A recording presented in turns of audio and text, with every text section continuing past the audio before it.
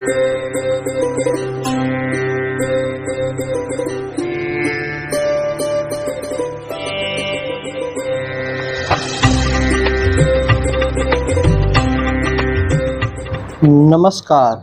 प्रिय दर्शकों, हाजिर हूँ मैं।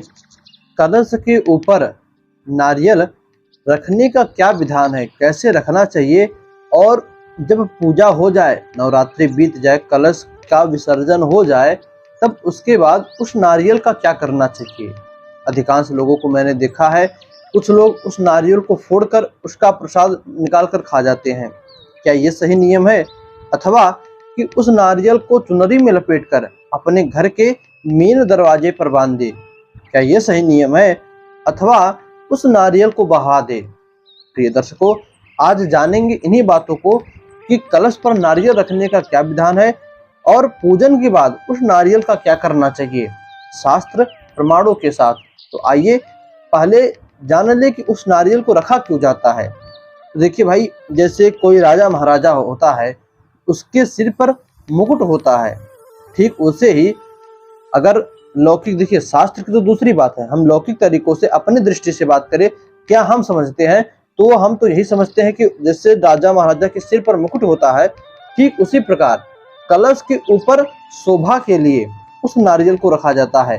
किंतु नहीं, ये हो गई लौकिक बात। शास्त्रिक बात है कि उस नारियल में माँ लक्ष्मी का जो है वास होता है। भाई जब आप नारियल को स्थापित करो तो अब देखो, ब्राह्मण देव पंडित जी मंत्र बोलते हैं, श्रीश्चते लक्ष्मीश पत्न्या वहो रात्रे पार्श्वे नक्षत्राणि रूपमस्विनो व्याप्तम मां ईशान्यषाढ़ा मुम ईशाढ़म सर्वलोकम महेशाढ़। यह लक्ष्मी जी का वैदिक मंत्र है। इसको बोलते हुए पंडित जी उस नारियल की स्थापना करवाते हैं। फिर आपसे कहते हैं कलश छुओ। जब आप कलश छूते हो तो फिर मंत्र बोलते हैं, कलशस्य मुखे विष्णु कंठे रुद्र समाश्रिता। 365 इस सनातन धर्म में जितने भी देवी देवता, ऋषि मुनि, गंधर्व, यक्ष, नाग, किन्नर, जितने भी लोग हैं, सभी का उस कलश में नदियों का आवाहन होता है। त्रिदेवों का, माता लक्ष्मी का, पार्वती का, शिव जी का, ब्रह्मा जी का, सभी ऋषि मुनियों का, सभी तीर्थों का आवाहन होता है। आप भाई विधि तो करते हो, किंतु कभी पंडित जी के मंत्रों पर भी ध्यान दो, तब आपको समझ में आएगा। पूजा पाठ सिर्फ कोई छोटा मोटा काम नहीं है। इससे करने से समस्त ब्रह्मांड में जो शक्तियां उत्पन्न होती हैं, उसी से ये धरातल चल रहा है।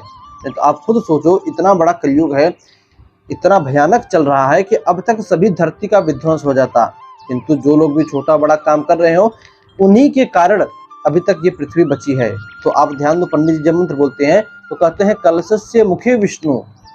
कलश के मुख में भगवान विष्णु का वास है। कंठे रुद्र समाश्रिता, कंठ में उसके यानी बीच में रुद्र, कंठे रुद्र समाश्रिता शंकर जी। मूले तुष्यतो ब्रह्मा, उसके मूल में सबसे निचले भाग में ब्रह्मा जी रहते हैं। कलशस्य मुखे विष्णु कंठे रुद्र समाश्रिता मूले तुष्यतो ब्रह्मा मध्य मातृ गणा स्मृता।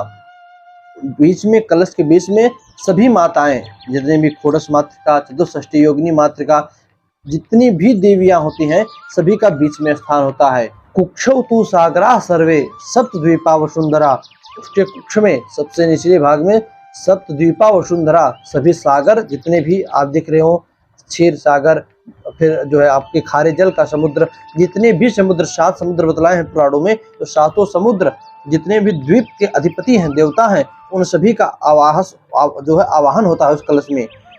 फिर उसके बाद उस कलश का पूजन आप करते हो। नवरात्र है तो 9 दिन, कोई अनुष्ठान पूजा पाठ है तो 1 दिन, 5 दिन, 7 दिन, जैसा अनुष्ठान हो आप। किंतु मेन टॉपिक ये है कि उसके बाद पूजा हो जाती है, विसर्जन हो जाता है, आप अक्षत छोड़कर विसर्जन कर देते हो। उसके बाद उस नारियल को आप क्या करो, कुछ लोग फोड़कर खा जाते हैं, क्या ये सही है? अथवा कुछ लोग उसमें चुनरी बांधकर अपने द्वार पर लटका देते हैं, ये सही है? अथवा उस नारियल को जल में बहावा दें। देखिए, सबसे पहला जो मैंने कहा कि कुछ लोग उस नारियल को फोड़कर खा जाते हैं, ये सर्वथा गलत है। जब मैंने कहा कि उस नारियल पर माँ लक्ष्मी का आवाहन होता है, तो आप उन्हीं के स्थान को, आप किसी कुर्सी पर, चेयर पर बैठे हो और कोई आवे पीछे से एक डंडा मारकर उस कुर्सी का कोई गोड़ा, एक पांव तोड़ दे, तब आप क्या होगा? आप धाड़ दे नीचे गिर जाओगे। आपको अच्छा लगेगा कि बुरा? भाई बुरा लगेगा, आम बात है, सभी लोग जानते हैं। कोई गिर जाए कुर्सी तो सभी को खराब लगेगा, तुरंत मारपीट चालू या उससे बहस चालू हो जाएगी। तो इसी प्रकार उस नारियल को फोड़ना नहीं चाहिए। तो अच्छा पंडित जी फोड़े ना तो क्या करे, द्वार पर लटका दे, बोले ये भी गलत है, उससे उसका अनादर होता है। जब नारियल द्वार पर हो गया तो माँ लक्ष्मी की कृपा द्वार पर बनी, माँ लक्ष्मी स्थापित हो गई द्वार पर। अब कोई चप्पल जूते पहनकर उस घर में आवे जावे, उस घर में नॉनवेज इत्यादि बने, इससे भी देवी देवताओं का अपमान होता है। सबसे बढ़िया है उस नारियल को, जो स्त्रियां जिनको भी कोई बाल बच्चा नहीं है, किसी भी प्रकार की संतान नहीं है, पूजन के बाद पंडित जी से वह नारियल उनके आंचल में, हाथ में भी नहीं, आंचल में मंत्र बोलते हुए दे दीजिए प्रसाद के रूप में। वे उस नारियल को अपने मंदिर में रखकर उसकी पूजा करें, उससे उनकी वंशवेल, उनको संतान होती है, उनकी वंशवेल आगे बढ़ती है। अथवा दूसरा उपाय करें कि पूजन के बाद उस नारियल को पानी में आप बहा दीजिए, ये सबसे अच्छा काम है। प्रिय दर्शकों, उम्मीद करता हूं कि आज तक आपने जो किया सो किया, किंतु अब से उस नारियल का आप उचित ढंग से प्रयोग करोगे। बस आज के लिए इतना ही, इजाजत दीजिए। और ऐसे ही नॉलेजेबल वीडियो के लिए हमारे धर्म में जितनी भी देखिए बहुत सारी छोटी छोटी बातें जो हम नहीं जानते हैं, ऐसी ही बातों के लिए आप हमें फॉलो कर लीजिए, सब्सक्राइब कर लीजिए चैनल को। तो बस आज के लिए इतना ही, इजाजत दीजिए। किसी नए वीडियो में नए टॉपिक के साथ मुलाकात होगी, तब तक के लिए